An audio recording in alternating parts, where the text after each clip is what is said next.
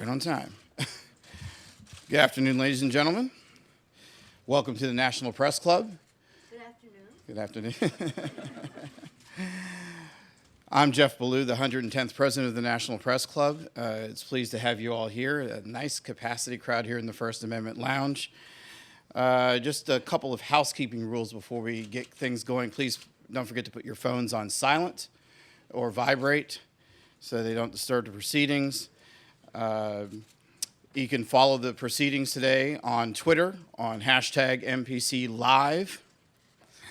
Also, if you have a question, I will call upon you, but you must rise, you must identify yourself, and I will call upon you in addition to the questions I have already, some of which, of course, have been developing in just the past few hours, given the events of earlier today.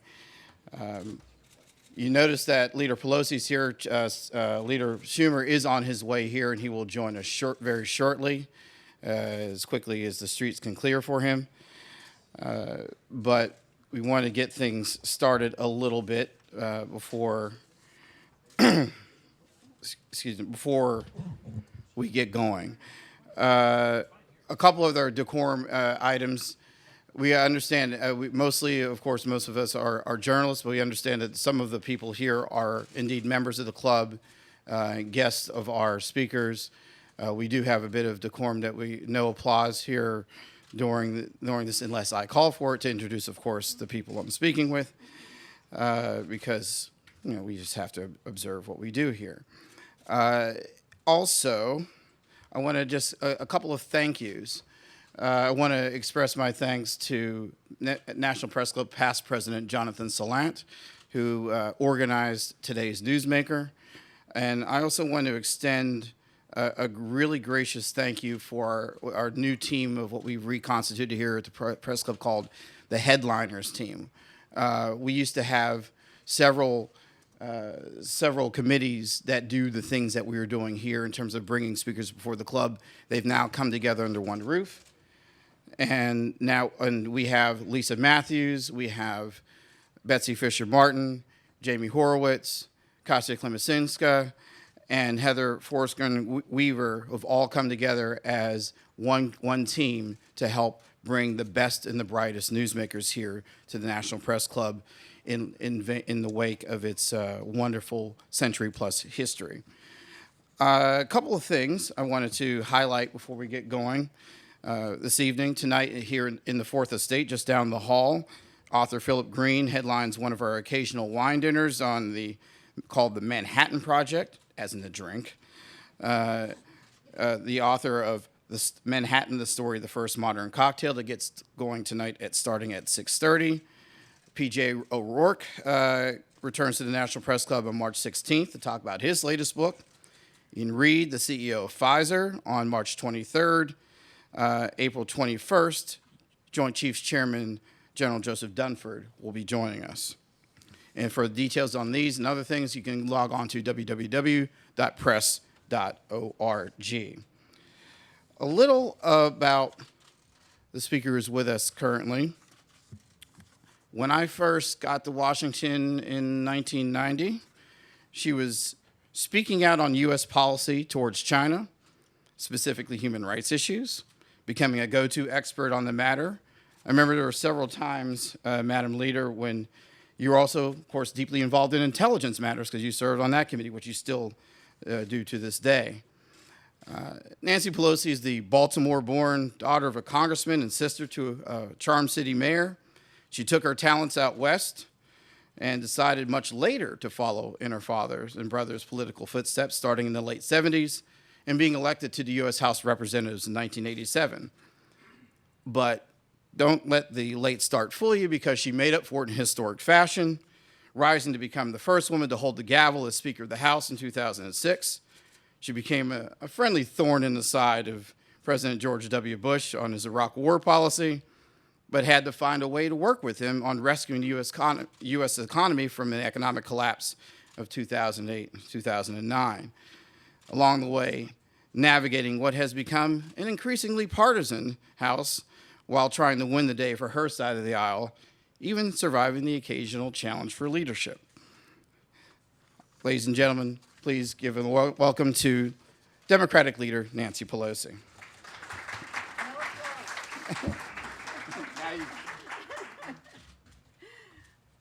Thank you very much, Jeff. Thank you and congratulations to you for your election as president of the historic National Press Club. Thank you, Jonathan, for arranging all of this.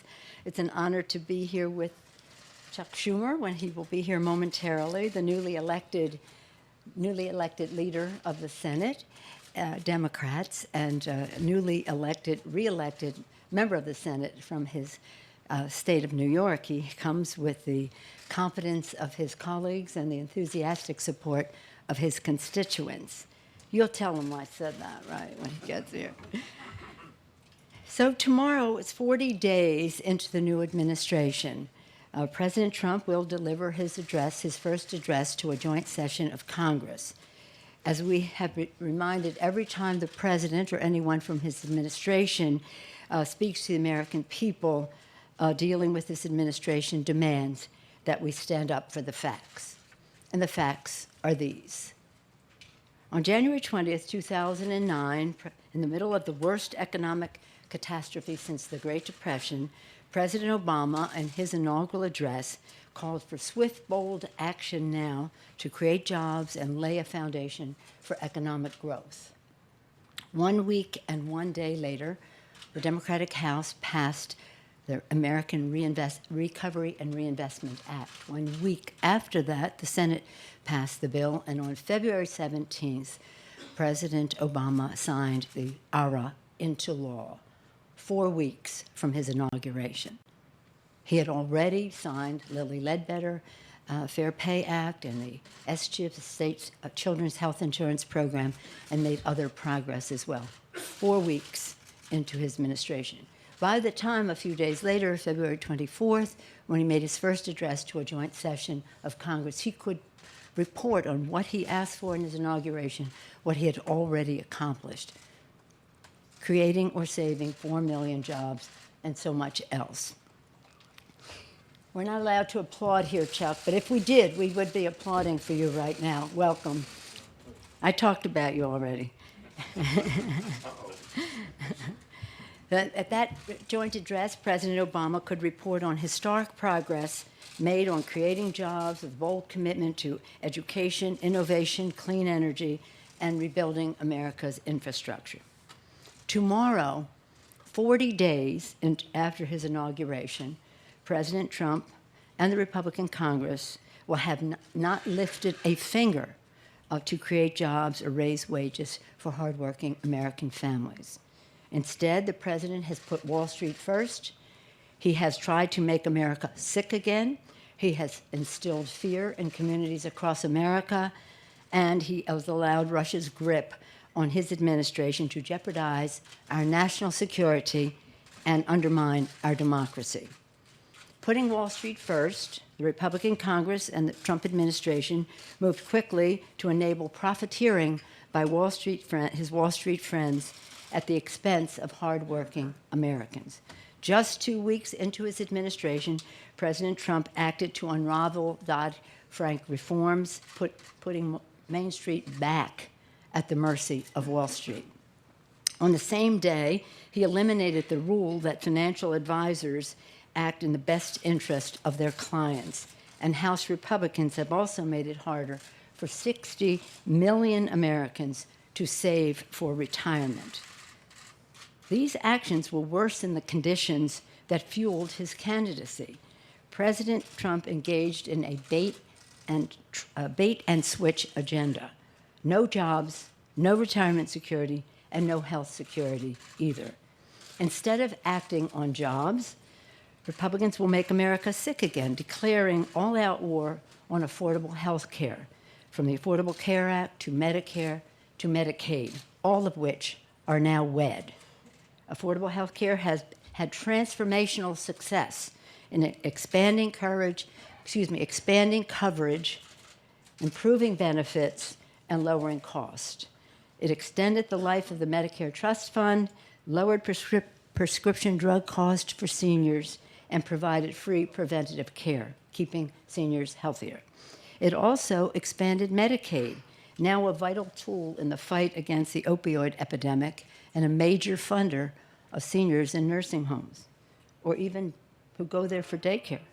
As Republican Governor John Kasich said, "Thank God we expanded Medicaid, because that Medicaid money is helping to rehab people."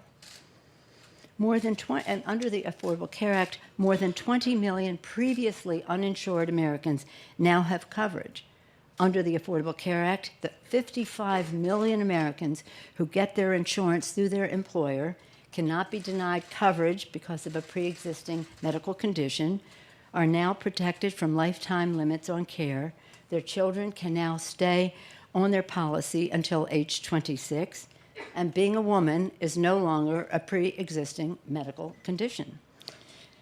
Republicans seek to dismantle all this progress. In their plan, Republicans feature this: Republicans will give each of the wealthiest 400 families in America a $7 million tax break each year. 400 wealthiest families in America, $7 million tax break each year, and force tens of millions of America's middle-class families to pay a massive new tax on employer-provided health coverage. Maybe that affects you. Again, instead of acting on jobs, the Trump administration has prioritized a brutal agenda to target vulnerable populations and instill fear. The president's Muslim and refugee ban dishonors our values, violates our Constitution, and undermines our nation's fight against terror. He has launched a cruel deportation dragnet that will tear families apart and has hauled law-abiding immigrants out of church shelters, courtrooms, and schools. And just last week, President Trump dealt a heartbreaking blow to transgender children in our schools, a struggling group of LGBT young people who are the most at risk. And all of this to deflect attention away from his failure to advance a jobs agenda and to deflect attention away from his Russian connection. I called him the deflector in chief. The president says his actions are to make America safer. The fact is, he is making America less safe. President Trump's reckless agenda and incompetent judgment is jeopardizing the security of our nation. The president handed the National Security Council to a white supremacist. In the first month of the Trump White House, we saw the resignation of the National Security Advisor, and we saw the Chief of Staff pressure the FBI over investigations into connections between the senior Trump officials and the Russians. The American people deserve the truth. What do the Russians have on Donald Trump that he would flirt with lifting the sanctions against Russia because of their aggression in Eastern Europe? That he would undermine the START treaty, praise Putin, and stonewall any investigation to bring the truth to light, including releasing his tax returns. When the president talks about a mess, he's talking about his own first 40 days in office, which he utterly squandered. Democrats believe that we must focus every day on job creation and growing paychecks for everyone, everywhere in our country. We should be creating jobs, rebuilding America's infrastructure, investing in science, education, and innovation that will drive the jobs of the future and unleash the full potential of our country. 5 weeks ago, we had a peaceful transfer of power, the inauguration of a new president. Although when President Trump spoke of carnage and decay, it was a sad day for our country. The next morning dawned with a peaceful show of power where women and their families marched for our values in harmony and with good spirit. It was organic, it was personal, it was powerful. The women, men, and children who poured into the streets for the Women's March, those who turned out at airports shortly thereafter and town halls in the weeks since, they honor the vision of our founders. President Trump has made authoritarian choices in favor of secrecy, the tool of authoritarians, instead of transparency and openness, the essentials of a democracy. Calling the press the enemy of the people is a cause for great alarm, and just one reason for the American to be vigilant, very, very vigilant. The American people are mobilizing. As long as Republicans continue down this destructive and radical path, the public resistance will only increase. As President Lincoln said, public sentiment is everything. With it, you can do almost anything. Without it, almost nothing. In the halls of Congress and the districts across America, Democrats will lead the fight against President Trump's dangerous bait-and-switch, deflector-in-chief agenda.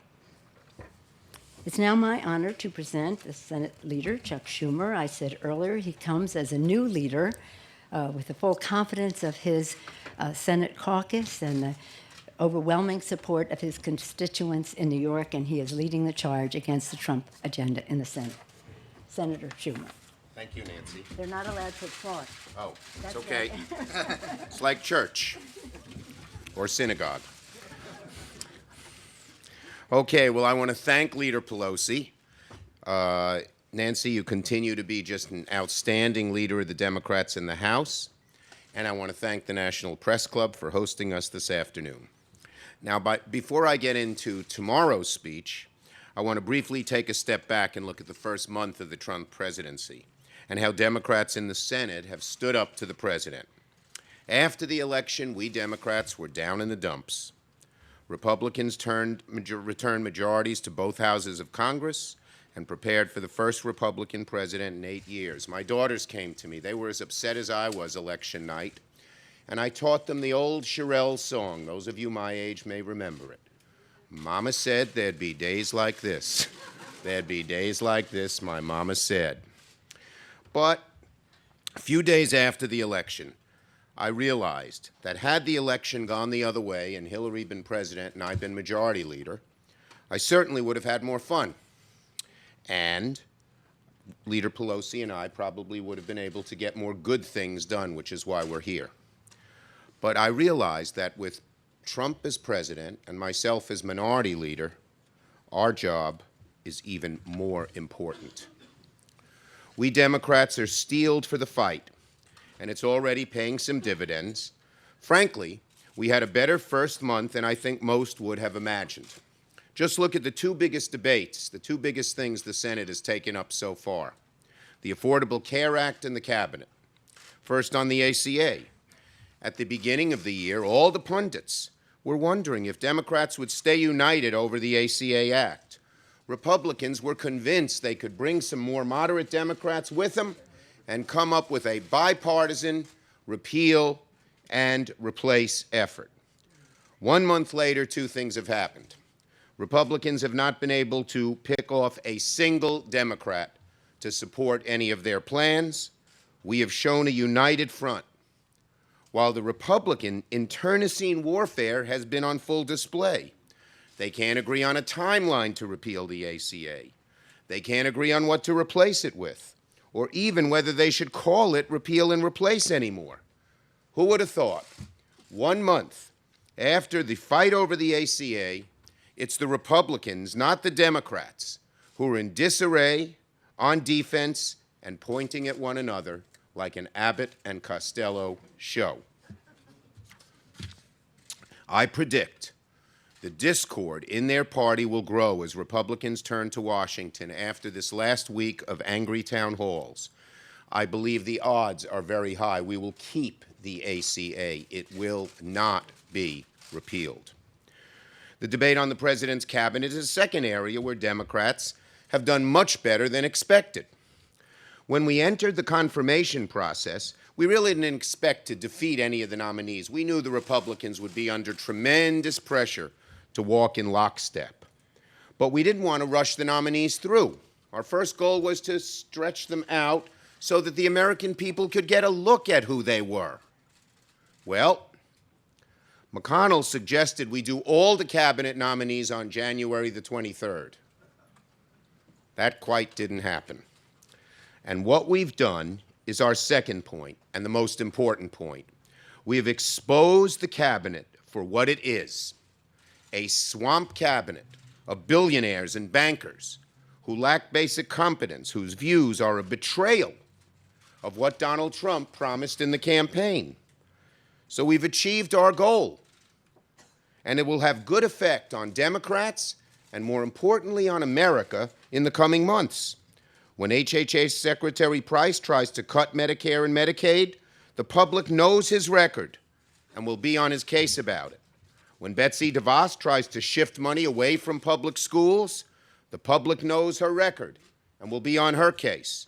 And when Scott Pruitt undermines environmental protections for clean air and clean water, the public will be wise to his record and on his case. And of course, labor won't have to deal with the viciously anti-labor puster. Because of what Democrats did during the confirmation process, these cabinet officials, all of them, are going to have to look over their shoulders after everything they do. So on both the cabinet and ACA, the two biggest issues we faced as a Senate in the first month, Democrats are united and on offense. Republicans are divided on defense. We're doing a lot better than we thought. Next, the president's speech. What about the speech tomorrow night and the administration so far? Well, in the first month, as Nancy said on TV yesterday, the president hasn't done very much.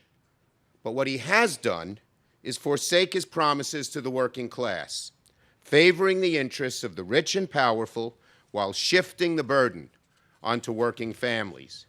It reminds me of the old joke of two men at a diner.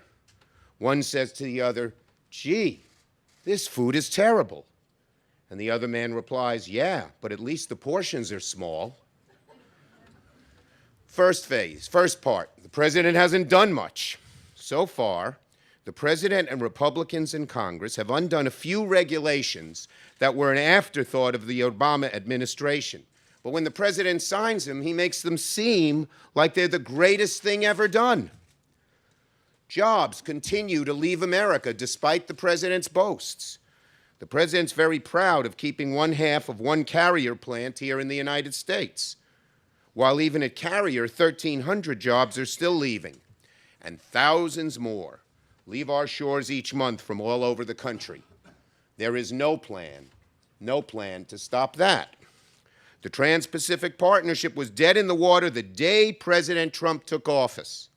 Leader McConnell said during the election, before the November election day, he said he didn't think he had the votes for it and wouldn't bring it up to the floor.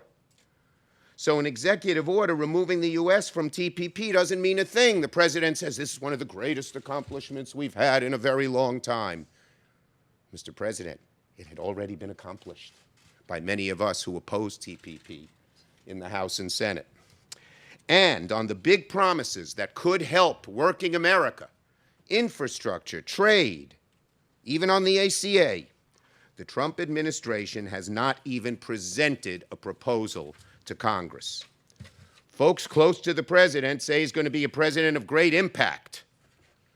Thus far, he's demonstrated himself to be a president of little impact. And all too often, the little he's done seems to be a broken promise to working people.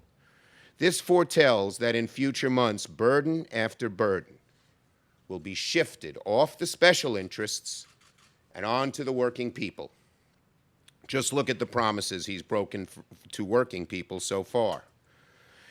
He broke his promise to working Americans when he loaded his administration with Wall Street insiders. He's already trying to roll back Wall Street reform, despite saying during the campaign he was going to stick up for the working man against Wall Street. Total 180-degree reversal. He broke his promise to working Americans when, as one of his first actions in office, he made it harder for them to afford a mortgage. $500 more to help the banks. He broke his promise to working Americans when he halted implementation of a rule that would have better protected retirement savings of working people from abusive practices, helping the financiers, hurting the working people. When millions of Americans, middle-class Americans who worked hard, were due a long-awaited bump in overtime pay, the Trump administration indicated it would likely take that away. He broke his promise to working Americans when his administration refused to label China a currency manipulator, even though he said so many times in his campaign. I heard him. I was happy when I heard him say that, even though I didn't think he'd win. But he said he's going to label China currency manipulator on day one. Now they're backing off. He broke his promise to working Americans when, after vowing not to cut Social Security, Medicare or Medicaid, during the campaign, he proposes to cut Medicaid and chooses cabinet secretaries who spent their careers trying to eviscerate Social Security and Medicare.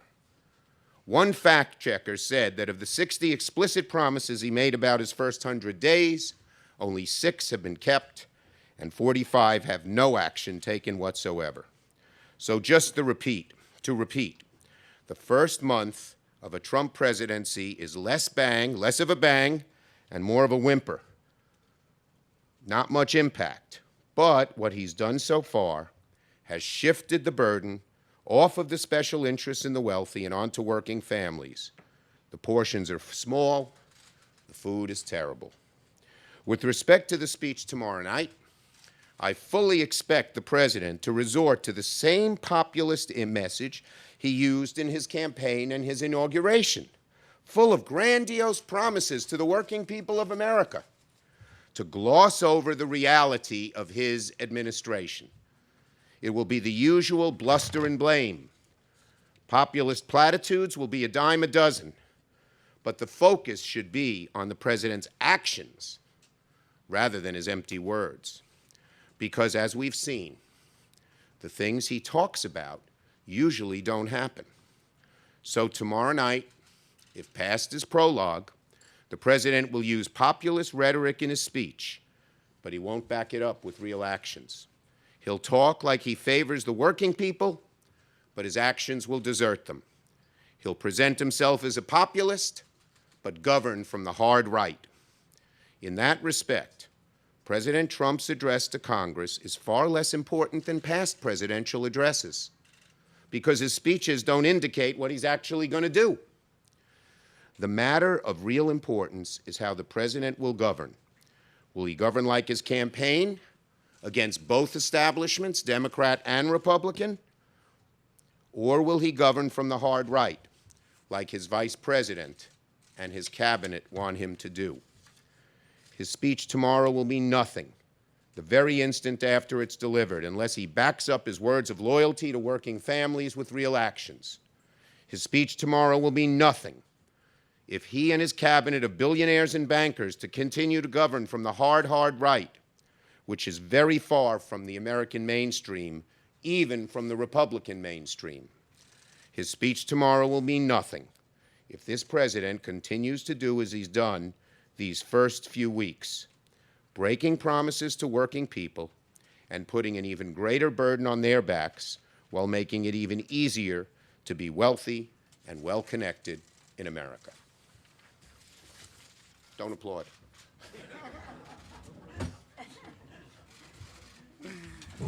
Thank you, Leader Schumer. Just a couple of questions before we throw it out to our colleagues here. Some of the aspects of the budget blueprint are starting to emerge. $54 billion. The president has said we're going to do less with more. A giant boost in defense spending and a lot of cuts on the domestic side. Have you had a chance to look at it? And what do you think? Leader Pelosi? Want us to go to the microphone, or can we talk from here? You can. I think Jamie has a. There's a. Lindsay, can we bring that over here? We can just talk. We haven't seen all of the particulars of the budget, but as the senator said, just look at the personalities who are helping shape it. The director of the Office of Management and Budget has been a person who even today said, even though they don't indicate in this whether they'll be cutting Medicare, Social Security, and the rest, that's not off the table. Can't hear? You better go up there. Go up there. This is for you. While we haven't seen all the particulars of the budget, may I just put it in this frame? A budget should be a statement of our national values. What is important to us as a nation should be where we put our investments. The debate on the budget is one that has been going on for a number of years, and we've come to some bottom lines, some baselines about how we go forward.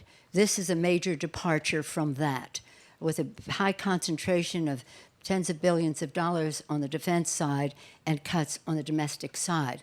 We review the strength of our country to be measured, certainly, in the source of our strength of our military, but also in the education of our children, the health and well-being and welfare of the American people. So this budget that has gone forth should be no surprise, because it's a reflection of some of the attitudes of his director of OMB, who even today said that cuts in Medicaid and Medicare and Social and the entitlements are not off the table. Remember, this is the Republican Party, trickle-down economics, tax cuts for the rich, and if it trickles down to jobs, that would be great. If it doesn't, so be it. That's the free market. We're talking about trickle up, invest in education and the rest in our budget, show our values there, and build the strength of our country in both ways, military might and strength of the American people.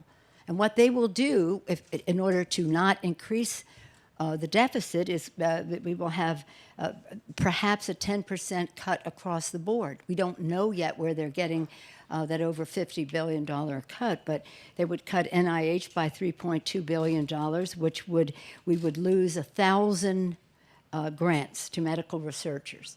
The biblical power to cure curtailed. Where there's scientific opportunity, we have a moral responsibility to invest in it. Head Start, 100,000 low-income kids would be cut out of Head Start.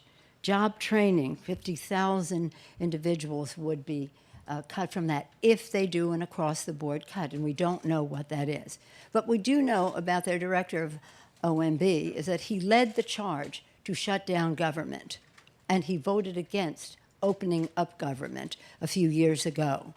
And that was with the House Republican budget number. He even rejected that. And of course, is not a believer in the full faith and credit of the United States of America in terms of lifting the debt ceiling when that comes in a few months. So we have to see more about this budget, but hopefully it would honor the 50-50 that we had before. Any cuts or increases had to be shared equally between the domestic investments that we make in our future, as well as the necessary investments that we make in our security. When we see more, we can speak to it more precisely, but this is a really bad path that we have seen so far, and I don't even know if the president really understands the ramifications of the cuts that are being proposed. With that, I yield to the distinguished senator. Well, Nancy sums up basically what I think too, which is microphone. Why don't we just stand over We'll here? stand by it, yeah. I'll go down here. Stand by your mic. So I agree with Nancy. We don't know where the cuts are coming from, but it's hard to see with this magnitude of cuts that, once again, middle-class people, working families are going to be hurt. They're going to almost certainly, by what they've said, breathe dirtier air and drink dirtier water, even after we've had Flint. They're almost certainly going to be much less protected against financial rapacious agencies that try to take advantage of them. The budget proposal is a reflection of where the president is at and who he is, what today's hard-right Republican Party, which has done this budget through its cabinet, believes in, which is relieve the burdens on the wealthy and special interests, whether they be coal companies or financiers, and put the burden on the middle class. On that subject, I always say, show me your values, show me your budget. I think this is not going to be a statement of values of the American people when we see it. Thank you. One follow-up. There's a question of just pure numbers in the House and the Senate. Don't they basically have the votes to carry out what they want to do, just like they have their cabinet and now this budget blueprint? Well, that's what everyone said about ACA. And the fact that they're governing from the hard right makes it a lot harder for them to even get a full complement of Republicans. Even using reconciliation, they would, if they lose 3 Republicans, they don't get their budget. And we don't know where these cuts are yet, but given their magnitude, it's hardly a certainty that the Republicans will march in lockstep with this budget. And remember, on the entitlements, remember President Lincoln, public sentiment is everything. On the, if in fact they go into any cuts in terms of Medicare, this is who they are. They really didn't support it when it was initiated years ago. And then during the 90s, their saying was, Medicare should wither on the vine. And now we are to this place where people are saying, government, keep your hands off my Medicare. Obviously, an interesting phrase. But the fact is that when they go to places like Medicare, when they go to places like Medicaid, 50% of the cost of seniors in nursing homes is covered by Medicaid. This is a middle-class entitlement now. We think of it as poor children who need it desperately. But it's very much about seniors in nursing home, which touches the middle class.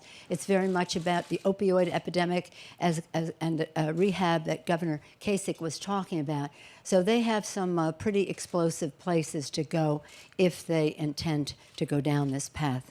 And the public will react to that. And nothing is more eloquent to a member of Congress, House or Senate, than the voice of his or her own constituents. Wouldn't you say, Senator? Mr. Yes, Leader? I would. One quick one on Russia. Yesterday, Leader Pelosi, you were on the Sunday shows talking about wanting to have an investigation into contacts between the incoming Trump administration and those agents of Russia. The House Intelligence Chairman gave a press conference earlier today saying that the intelligence community told him that there's basically nothing there yet that he knows of. How do you think? How do you respond to that? Let me just say that if Hillary Clinton had won the election, I still think we should have had an investigation as to the Russian disruption of our election. It's about our democracy.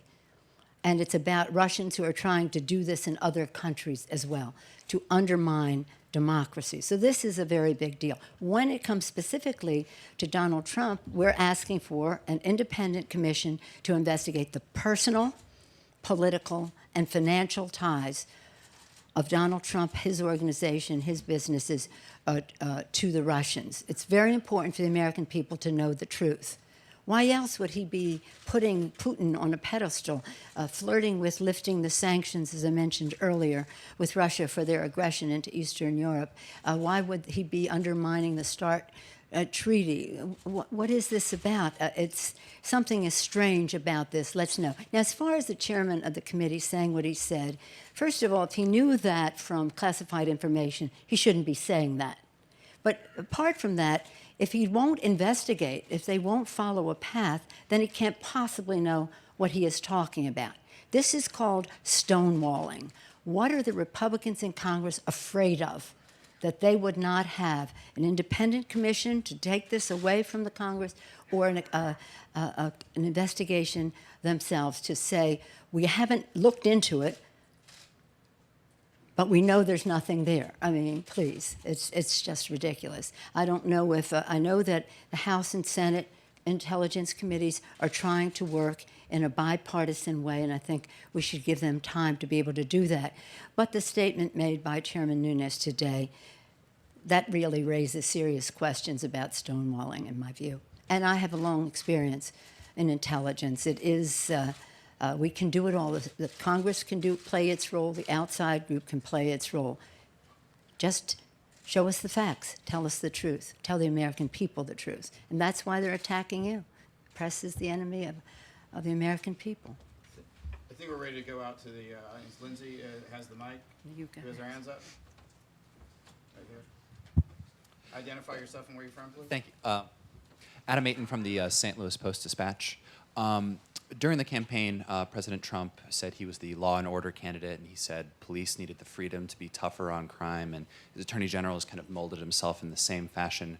Now that we're coming out of an administration that has embraced police oversight and police reform, how far do you think the pendulum will swing in the other direction, and what do you plan to do about that? Thank you.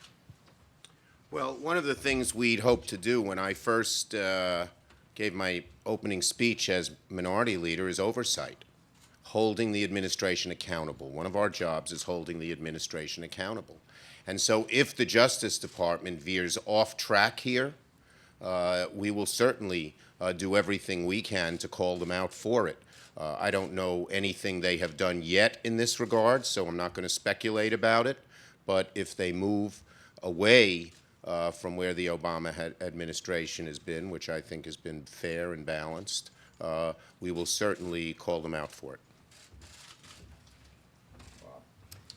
Jeff, thanks. And Bob Weiner, club member, op-ed writer, and Main Street Radio Network. And Leader Schumer and Pelosi, thank you so much for coming to the press club.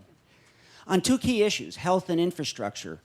On health care, do you really think that there'll be no, to Jeff's question, no vote for repeal, no loss of recipients, no loss of provisions? Or will they do more what Pence said and what Trump said in a little notice quote, that they'll pass repeal and have the rudiments of health care and then after a while be able to get to something else, so that they do tax breaks or HSAs for future people and keep existing recipients under Obamacare? And on infrastructure, do you think that it will be jobs, or will it be a disguise of tax breaks and then not really get the job done for infrastructure? Let me answer the second one first, since we Democrats in the Senate have come out with an infrastructure plan. If it's tax breaks, we're not going to be for it. 82 cents of every dollar would go to the people who finance the roads and bridges and water and sewer. And B, it would create tremendous amounts of tolls all over the place where they wouldn't be now, because these are going to be loans from private sector people. Finally, it won't build things in large places, large parts of America, particularly rural America. So that kind of thing's a non-starter, and I've told the president that. We believe, both Nancy and I and House Democrats, Senate Democrats, believe in a strong, vital infrastructure bill, but it should be paid for. It should have protections of labor and environment. It should be with federal expenditures, as infrastructure has always been. Not cutting other programs, not using these tax breaks, but do it. On ACA, they're just in a total pickle.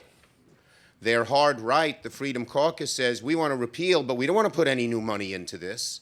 And some of the more mainstream people from states that have used Medicaid to its advantage said, we won't be for this unless you put money in it. What are they going to do?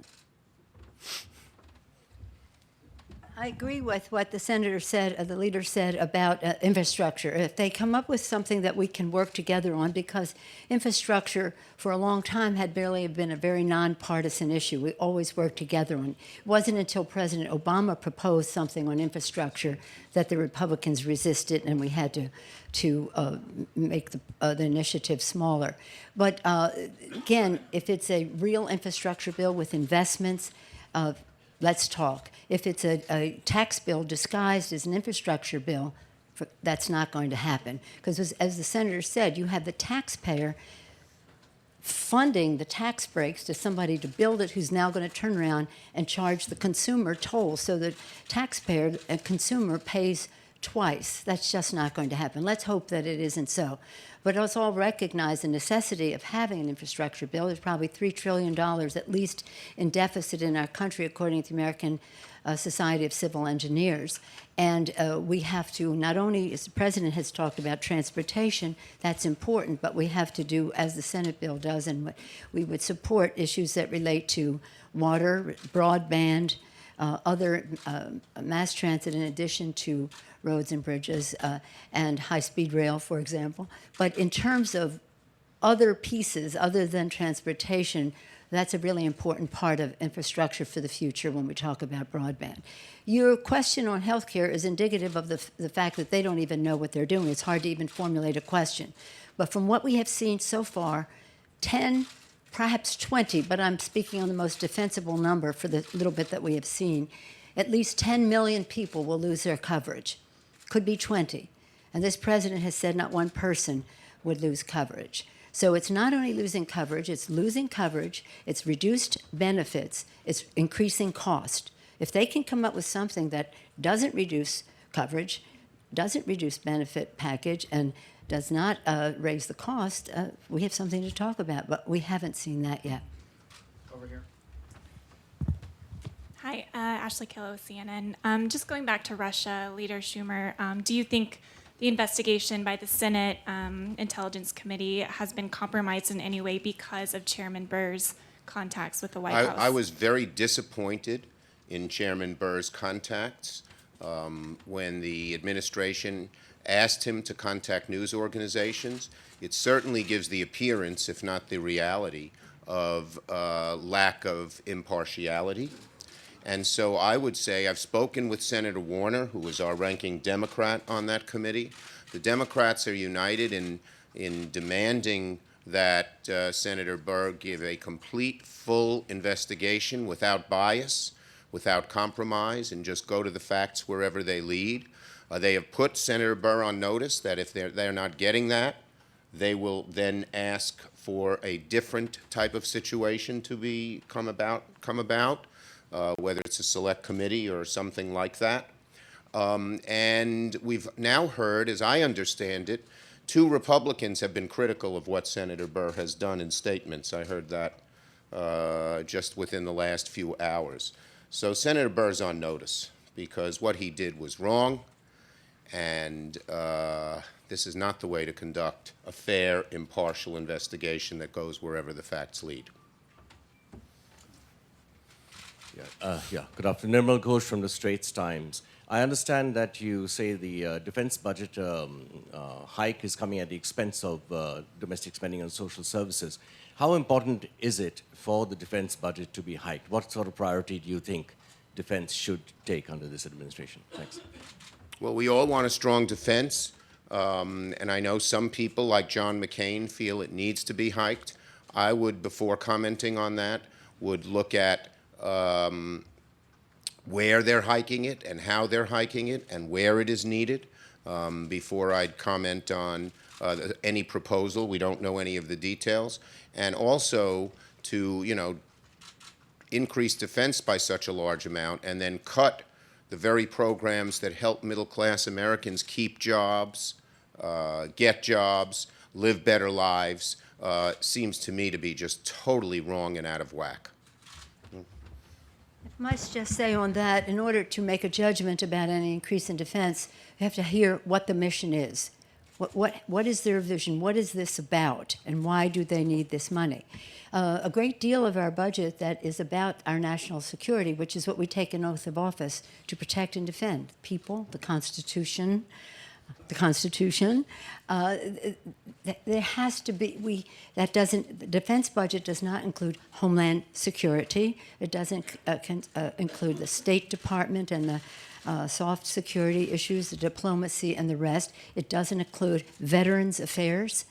So much of that comes at the expense of other defense, protecting the American people pieces of the budget. So again, what is your vision? What is your mission? Where are you allocating these resources? And at the expense of other protections for the American people that are in our budget. Sam and Jamie. You understand, all of those things are on the domestic side: state, veterans, Homeland Security, et cetera. Leader Schumer, you voted for Sam Husseini from IPA Media. Leader Schumer, you voted for the 2002 Iraq War resolution claiming Iraq was vigorously pursuing nuclear weapons. Do you acknowledge that Israel has nuclear weapons? And if I could, to Leader Pelosi, you said that there are no grounds for impeachment against Donald Trump, but legal scholars from Catherine Ross at GW to Lawrence Tribe at Harvard say there is. Lawrence Tribe recently said Congress cannot give consent to a president's violation of the Domestic Emoluments Clause. Are you not giving such consent? We have to. The case is being made about the emoluments, and you have to have evidence and the rest. But the case has not fully been made. The fact is that when I was Speaker, after we won in '06, and in '07, people wanted me to impeach President Bush because of the war in Iraq. I've never recovered with the left on this subject for not impeaching President Bush because of the war in Iraq. Well, you don't impeach somebody because you don't like their policies. When they break the law, that's when you have grounds for impeachment. And at the time of the war, I said, as a top Democrat on the Intelligence Committee, the intelligence does not support the threat, and so did Senator Bob Graham. But the administration was making this strong case with the American people, and perhaps misrepresenting the American people could be cause for impeachment. If so, there's plenty of grounds right now with the current president, but it just isn't the case. That doesn't mean nobody's listening to cases that are being made in a very scientific, methodical way as to whether there are grounds for impeachment. But the fact is that we're trying to unite the country, and many of the president's supporters are just not ready to accept the fact that that their judgment might not have been so great in voting for him. And by the time the case is made, perhaps they'll be ready to accept that. It's very hard, impeachment. It's very hard. Senator Schumer on Israel's nuclear. Yeah, I didn't get your question. Do you acknowledge that Israel has nuclear weapons? I'm not. You can go read the newspapers about that. You can't acknowledge that Israel has nuclear weapons, sir. It is a well-known fact that Israel has nuclear weapons, but the Israeli government doesn't officially talk about what kinds of weapons and where, etc. Does the U.S. government be forthright? Okay, we'll move on. Jamie?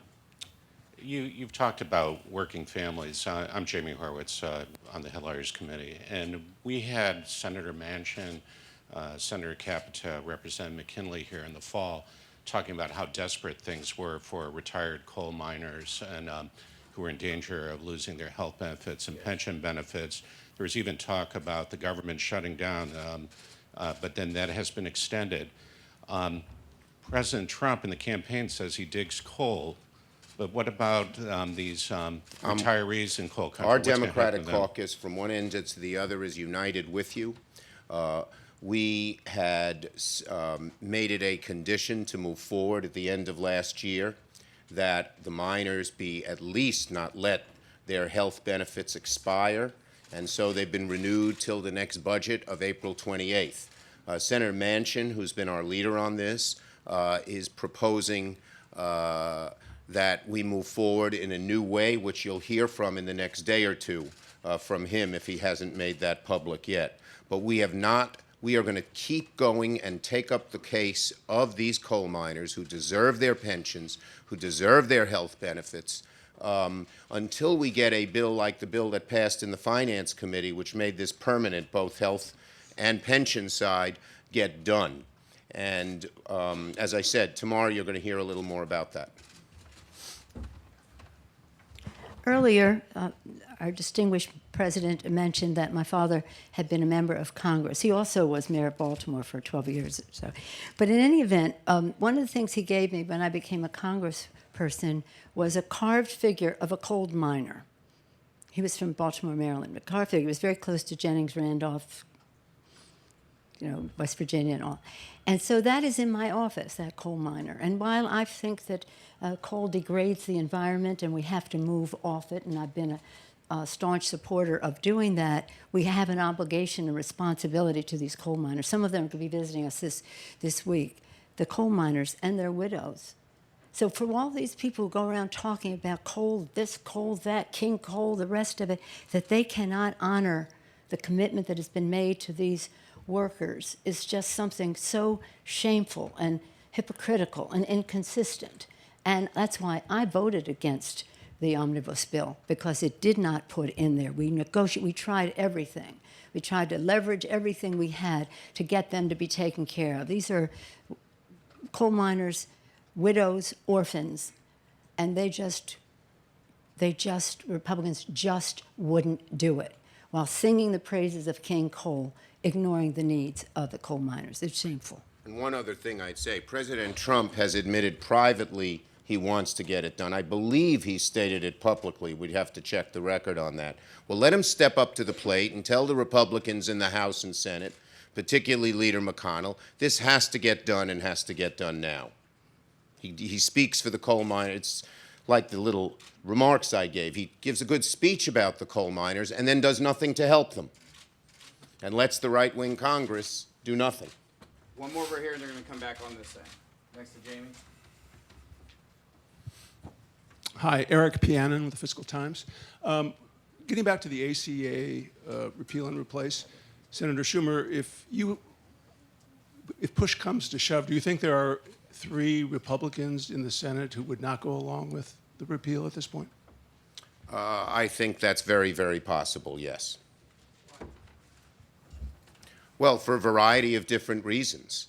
I know some of our senators feel very strongly, some of the Republican senators feel very strongly about knocking out Planned Parenthood, which I assume they would do in their proposal. Many of our Republican senators who come from states that have gotten good benefits from Medicaid, that has given health insurance to millions of people across the country, don't want to see those repealed. So if the provisions are the ones that we've heard about, very close to the Ryan plan, I think it may be very difficult for them to get 51 votes in the Senate. If I just may add to that the following. The governors are here this week. We're talking to them about the expansion of Medicaid, which is in 31 states, millions of people receiving coverage who would lose it. I don't want to be the one to break the news to you, but Republicans don't care about those 20 million people who will lose their benefits. They do care about the 155 million who will lose their benefits, pay more for less, and they view that as their constituency. So what are they going to do to protect them? They just put out their plan. We haven't seen the CBO report, but what we hear is that it's going to cost the federal government more. So that's another arrow in the quiver of fighting against the repeal of ACA. But don't underestimate the power of Medicaid. And a number of Republican governors have voted to expand it. You heard the comments of Governor Kasich, but there are others who are, I won't use their names right here, but you can ask them. And hopefully they are weighing in with the President of the United States. We're going to have 3 last questions. They're coming up on 3 o'clock. You, sir, and you, ma'am, right behind her, and the lady right here. Yeah, women. All right. I agree. Thank you. My name is Herman Bauma. I'm the executive director for the National Association for Objectivity in Science. And Friday morning, in his speech at the CPAC meeting, President Trump said, I'm not saying that the press is the enemy of the people. I'm saying that fake news is the enemy of the people. Then later that same day, CBS Radio, when it was reporting on the president's speech to CPAC, CBS Radio said, the president said the press is the enemy of the people. Doesn't the president have some reason to be concerned about the press? Every one of us who's in public life gets criticized by the press, even Nancy once in a while, and someone as good as her. And that's what it's all about. And this president has such a thin skin that when he's criticized by the press, instead of answering the question directly, here's why I disagree with you, or ignoring it, which sometimes you have to do, he seems to be totally shaken, and then he lashes out and says, you're lying, it's fake news, you're un-American, all of that. That is fundamentally not what a president should do. I don't know of a single president who has done that the way he has. And it is fundamentally against the core of democracy, because there aren't too many checks on a president. Our founding fathers were worried. They set up a system of checks and balances. But freedom of the press in the First Amendment, the now Fourth Estate, was one of the greatest checks on the president. And this president, instead of trying to answer legitimate criticisms, seems to want to take a 2x4 to the press and frighten them. I hope you won't be frightened. Don't worry, we won't. If I just may go to something else you said in your, Mr. Bauman, did you say? Bauner, from the Science. in science. Okay. Well, here's the thing that I want to pick up on what you said, because I completely agree with what the distinguished Senate leader has said in terms of the press. You know, if you can't stand the heat, get out of the kitchen. It's just the way it is.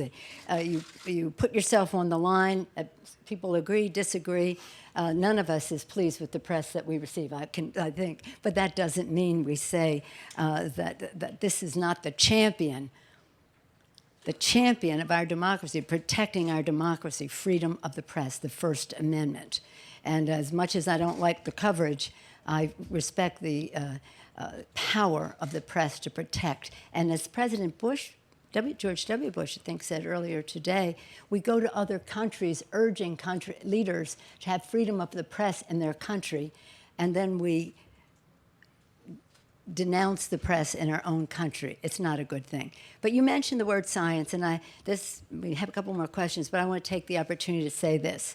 I have said from time to time that I have 3 or 4 answers to all of our problems. Science, science, science, and science. Science, whether it's about our good health, science, whether it's our competitiveness in business and in our economy, science to invest to protect our country, science to again, protect this planet, which is God's creation. So when my Republican colleagues say to me, faith or science, take your pick, I always say, well, science is an answer to our prayers. And that's why some of the evangelicals join us in our protection of the planet, because they believe, as do I, that this is God's creation and we have a moral responsibility to protect it. So whether it's our health, our national security, the air our children breathe, or our economy, science, science, science, and science. And that's why I would hope tomorrow we'd hear from the president a presentation about what he would do in light of innovation and the rapid pace of innovation that President Obama referenced in one of his last press conferences, one of his last speeches, that innovation is moving so rapidly. That is going to be how we address good-paying jobs in our country. Hardly anybody loses their jobs through immigration, some people through trade. But technology presents a challenge that science has the answer to. So I don't know what your organization is, but I hope you subscribe to the idea that science is an answer. Thank you. Lady behind you. Behind you. Leader Schumer, Leader Pelosi, thank you so much for being here this afternoon. My name is Allie Rogan. I cover Capitol Hill for ABC News. I have 2 questions. They're related on the ACA. You've talked a lot today in hypothetical terms about what might be in the Republican plan to repeal and replace Obamacare, but you acknowledge that you really haven't seen the details yet. So my question is it easier for you as the opposing party to message against the hypotheticals that may or may not be in the plan, or would you prefer to see the concrete details of the Republican plan in order to craft a more specific message against parts of the plan that you don't like? And the second question is, today President Trump said nobody thought health care could be so complicated. And I'm wondering if you have a reaction to that assertion. On the first question, while we haven't seen the plan, we have seen a bunch of proposed plans. Paul Ryan has a plan, and Tom Price has a plan. A bunch of other Republicans had a plan in an attempt to win Democrats over. Susan Collins and Senator Cassidy of Louisiana put together a plan. The one thing they all share is that every single one of those plans would cost the average American more and give them less health care. So that's an easy thing to talk about even before we see a specific plan. Obviously, if there's a 180-degree reversal and the president, Paul Ryan, and Mitch McConnell support a plan that would do the kinds of things that Leader Pelosi outlined a few minutes ago, it would be a different story. But the chances of that happening are minimal. So we are busy talking about in broad stroke, what they've talked about. But I'll give you another one. They've come up with a new tax. It's even, aimed at more people than the very unpopular Cadillac tax was. If that's in their plan, of course we're going to have, we're going to spend a lot of time. I wouldn't want to describe our state of emotion. We're going to spend a lot of time telling the American people how bad that would be for them, for working people. So I think that we are being quite successful in pushing back on what the general outlines of their plan would do now. And once they come up with a specific plan, we'll have even more ammunition. And just in addition to that, recognizing that Medicare and Medicaid are wedded now to the Affordable Care Act, what they're saying is they want to block grant and change how Medicaid is distributed in our country, very, very damaging to Medicare and the people it serves, and that Medicare should wither on the vine. And you can just look at some of their statements in that regard. Public sentiment is everything. Last week we had over 100 town halls, roundtables, all kinds of events across the country. People came out spontaneously, organically against against what the Republicans are doing. What they have succeeded in doing is instilling fear. Now, something you said at the end, you said the president today said that he didn't know it could be so complicated.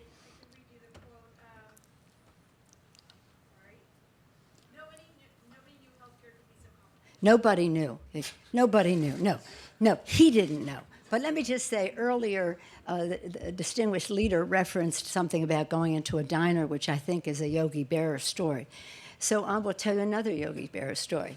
When he was in school, he got a bad report card that had to be, in those days, signed by both parents. Do any of you remember that? No, you never had a bad report card. Signed by both parents. Mother was gentle. The father said, "Yogi, don't you know anything?" And he said, "I don't even suspect anything." And that reminds me of this President of the United States. Thank you. Peggy Ochowski. I'm the congressional correspondent for the Hispanic Outlook, but also I cover my hood with the Georgetowner. I'm a reporter. So on to another complicated subject, which is immigration. Senator Schumer, about 9 years ago when you took over the Judiciary Subcommittee for Senator Kennedy, you said a very compelling thing. You said, most Americans are very pro-immigrant, but they are against illegal immigration. Yes. I wonder if you think that that attitude has completely changed, and if you think it's right for cities to protect illegal immigrants who've been convicted of felonies and have a deportation order, if you think that's right to Okay, I do think, that. Look, I agree with President Obama. If you've committed a serious crime, you should not be in this country if you're an illegal immigrant, and if you're not an illegal immigrant, you should be punished. Where we run into problems is that the new order that President Trump seems to put out doesn't make that distinguishing feature. Simply crossing the border is not the kind of crime we're talking about. And in fact, the solution to this is the same solution that we had 3-4 years ago, which is the comprehensive immigration reform bill that Senator McCain and I put together. It's bipartisan. It was passed by a large margin in the Senate, 68 votes, got a lot of Democrat and a lot of Republican votes. It's much tougher on the border than the wall. It does deal with future illegal immigration in, we think, a fair-minded way, which is putting the onus on the employers. And it provides a fair but very difficult path to citizenship for the 11 million people who are here. That is the solution. No one has come up with a better solution. And while right now the mood in this White House seems to be virulently anti-immigrant, that's not where the American people are at. The American people believe that Donald Trump would like us to believe that immigrants are all terrorists and criminals, when they are really a future and a hope of America. And most Americans, look at the polling data, anyone I talk to, believe that. But do you think cities should not? No, the cities are not, I represent a sanctuary city, city of San Francisco. You characterize it as cities should be protecting convicted felon. No. That's not, no, of course not. That's not what it's about. But let me just say this about President Trump and immigration. It is a complete departure from decades of Democratic and Republican presidents having respect for what immigration, the constant reinvigoration of America, hopes, dreams, aspirations, courage, coming to America to make the future better for their families, making America more American in that optimism. President Bush really thought that he could President George W. Bush has been one of the best presidents on immigration. He thought that we could get the bill passed, and you passed one in the Senate even under President Obama. The House Republicans just would not take it up. But let me just say this to President Trump. President Obama had some executive orders where he protected a number of people in our country from deportation. President Reagan and George Herbert Walker Bush, President George Herbert Walker Bush, and President Obama acted when Congress refused to act, because we wouldn't take, the House Republicans wouldn't take it up. So he acted when the Congress would not act, at least the House would not act, so we didn't act. In 1986, Congress did act. Congress did act and passed an immigration bill. And President Reagan said, you didn't do enough. So we're going to have the family fairness provisions, which protected a higher percentage of people in our country, immigrants in our country, than even President Obama did. He did that, and President George Herbert Walker Bush, continuing that work, a higher percentage of people, family fairness. President Clinton continued that. President George W. Bush, a great president on immigration, the words he said about the value of immigration to our country, surprised that his own party did not go along with it. President Obama. So take from Reagan, George Herbert Walker Bush, Clinton, W. Bush, Obama, and you see a complete departure from respect for immigrants in our country. Immigrants get the job done. That's what they said in Hamilton. Yep. That's what they said. Immigrants get the job done. So we really, really, really have to, maybe, just as I said, as a person of faith, I wonder, our country is so great that it can withstand anybody to be president of the United States. God is always with us, so we have to be hopeful and prayerful. But maybe God is telling us that we have not done our job completely to rid our country of some of the negative attitudes, whether it's xenophobia, anti-immigrant, anti-woman, racist in whatever way. And that is part of the task that we have before us because of America's greatness, the way we are viewed in the world, how we have, again, been reinvigorated constantly by immigration, and how our founders predicated what they did on the idea that every generation would take responsibility to make the future better for our country. And immigrants followed that American dream to where we are. So this is about our values. I just want to say one more thing about it, too, which is often forgotten. If President Trump has his way and his executive order just says, all those who are here illegally, not just those who commit serious crimes, not just those who might be part of terrorism, but the vast, vast, vast majority who just want to live here and be part of the American dream, if they are all to be taken out of America, our economy would have a dramatic, dramatic drop. Go talk to employers, whether they be farmers or manufacturers or store owners. They would lose a labor force, a hardworking, dedicated labor force. So this is going to have effects on everybody and our whole economy if President Trump has this way of what he would do, which would be so un-American and so against what's good for the country economically that I hope that some of our Republican colleagues in the Senate, the same folks who stood up and passed comprehensive immigration reform, would join us in stopping the kinds of things that it seems, since the order isn't exactly clear, that it seems he is trying to do. Before I get to the last question, we have a little National Press Club tradition that we always like to do around here. That's why we come.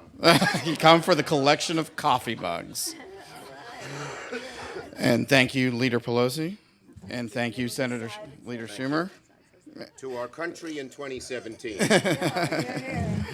My last question, we've spent a lot of this press conference talking about the things that you don't get along with in terms of the Trump administration and the Republican-led Congress. Can you name one thing that you think you probably could accomplish together? Let me answer that. When Trump first became president, and you've listened to his campaign, there were things we could come together on. For instance, he campaigned on getting rid of carried interest. Tomorrow, if President Trump proposes a standalone bill getting rid of carried interest, Nancy and I would support it. We're not going to oppose it just because the name Trump is on it. But what's happened since the day after he was elected, as I mentioned in my talk a little bit, he has moved so far to the right and to such an extreme position, it's hard to see what we could work with him on, because he's so far away from our values, and that's speaking as caucuses as a whole, not Nancy and Chuck, and so far away from American values, even far away from what mainstream Republican values have always been. It's going to be very difficult. It's up to him. If he gets away from his hard right line and starts maybe entertaining some different type ideas, then maybe it's a possibility, but it sure as heck isn't now as far as I see it. Well, I associate myself with everything that the distinguished leader has said. I'll just say that in 40 days, I mean, you heard me say what President Obama had already accomplished working with Congress. But 40 days it's almost biblical, 40 hours. We as Catholics observe 40 days in the desert that Christ was there, 40 years in the desert that Moses was there. 40 is fraught with meaning, and to have nothing that we can say. So far, we have seen some things that we can work with. Ideally, could there be something? It's yet to be seen. But in any event, we look forward to seeing what the president has to say tomorrow night. If it's anything like his inaugural address, I think it will be a sad evening for our country. But let's be hopeful. I thank you all very much for the cup and for the hospitality. Thank you, Mr. President. Please. Thank you. Thank you, Leader Pelosi. Thank you, Leader Schumer. For more information on programs here at the National Press Club, you can log on to www.press.org, where we here are also a part of the Constitution. We are adjourned.